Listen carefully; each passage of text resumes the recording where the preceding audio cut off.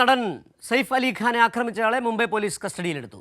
ബാന്ദ്രയിലെ വസതിയിൽ വെച്ച് നടനെ 6 തവണ കുത്തി പരിക്കേൽപ്പിച്ച ശേഷം പ്രതി ഓടി രക്ഷപ്പെട്ടിരുന്നു. ഒരു ദിവസത്തിന് ശേഷമാണ് അക്രമിയെന്ന് സംശയിക്കുന്നയാളെ പോലീസ് കസ്റ്റഡിയിൽ എടുത്തത്. വിവരങ്ങളുമായി പ്രേംലാൽ മുംബൈയിൽ നിന്ന് ചേരുന്നു. പ്രേംലാൽ, ഇപ്പോൾ മുംബൈയിൽ എവിടെ നിന്നാണ് ഇയാളെ കസ്റ്റഡിയിലെടുത്തത്? എന്താണ് ഇയാളുടെ ഒരു പശ്ചാത്തലം? ഇയാൾ തന്നെയാണോ ഈ കുത്തി പരിക്കേൽപ്പിച്ചത്? പോലീസിന് ഇക്കാര്യത്തിൽ വ്യക്തതയുണ്ടോ? സുജു, ബോളിവുഡ് നടൻ സൈഫ് അലി ഖാനെ ബാന്ദ്രയിലെ വസതിയിൽ വെച്ച് 6 തവണ കുത്തിപ്പരിക്കേൽപ്പിച്ച് രക്ഷപ്പെട്ട സംഭവത്തിൽ ഒരു ദിവസത്തിന് ശേഷമാണ് ആക്രമിയെന്ന് സംശയിക്കുന്ന ഒരു 40 വയസ്സ് പ്രായം തോന്നിക്കുന്ന ആളെ ഇന്ന് പോലീസ് കസ്റ്റഡിയിലെടുത്തിരിക്കുന്നത്. CCTV ദൃശ്യങ്ങളിൽ കാണുന്ന ആള് തന്നെയാണെന്നാണ് പോലീസ് സ്ഥിരീകരിച്ചിരിക്കുന്നത്. സാഹചര്യ തെളിവുകൾ പ്രകാരമാണ് റെയിൽവേ സ്റ്റേഷൻ തുടങ്ങിയ ഇടങ്ങൾ കേന്ദ്രമാക്കി നടത്തിയ അന്വേഷണത്തിന് ഒടുവിലാണ് ഇയാളെ കസ്റ്റഡിയിലെത്തിയിരിക്കുന്നത്. വസായി ഭാഗത്തു നിന്നാണ് പിടിച്ചതെന്നാണ് അറിയെങ്കിൽ ഇതിന്റെ ഒരു സ്ഥിരീകരണം നമുക്ക് ഇതുവരെ കിട്ടിയിട്ടില്ല.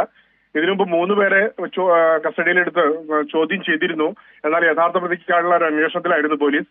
വലിയ സുരക്ഷാ സംവിധാനങ്ങളുടെ കണ്ണുവെട്ടിച്ച് ബാന്ദ്രയിലെ ഈ ആഡംബര കെട്ടിട സമുച്ചയത്തിൽ ഇയാൾ എങ്ങനെ നുഴഞ്ഞു കയറി എന്ന സംഭവം ഇപ്പോഴും ദുരൂഹതയുയർത്തുന്നുണ്ട്.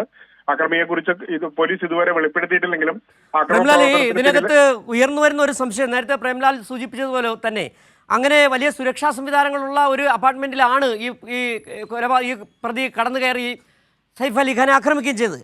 സൈഫ് അലി ഖാന്റെ അപ്പാർട്ട്മെന്റിലുള്ള മറ്റാരുടെങ്കിലും സഹായം ഉണ്ടായിരുന്നു എന്നുള്ളൊരു സംശയം ആദ്യം മുതൽ തന്നെ പോലീസ് പ്രകടിപ്പിക്കുകയും ചെയ്തിരുന്നു. അത് സംബന്ധിച്ച് തുടരന്വേഷണത്തിൽ എന്തെങ്കിലും കാര്യങ്ങൾ ബോധ്യപ്പെട്ടിട്ടുണ്ടോ?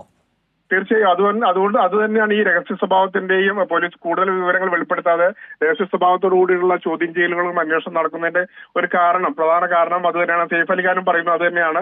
കൂടുതൽ ഊഹാപോഹങ്ങൾ വേണ്ട. ഇതിന്റെ പിറകിൽ മറ്റെന്തോ കാരണം 2 മണിക്കൂറുള്ള CCTV ദൃശ്യങ്ങൾ, ഈ കെട്ടിട സമയത്തിലെ CCTV ദൃശ്യങ്ങളിൽ ഈ മോഷ്ടാവിന്റെ ദൃശ്യങ്ങൾ പതിഞ്ഞിരുന്നില്ല. അതുപോലെ തന്നെ അവിടുത്തെ 2 വാച്ചർമാരും ഇങ്ങനെ ഒരാൾ കെട്ടിടത്തിനുള്ളിലേക്ക് കയറിയതായിട്ട് കണ്ടിട്ടില്ല എന്നാണ് പോലീസിനോട് പറഞ്ഞത്. അതുകൊണ്ട് തന്നെ വലിയൊരു ദുരൂഹത ഇതിന് പുറകിലുണ്ട്. അത്തരം കാര്യങ്ങൾ ഇനിയിപ്പോ ഈ ചോദ്യം ചെയ്യലിനൊടുവിലാണ് നമുക്കറിയാൻ കഴിയുന്നത്.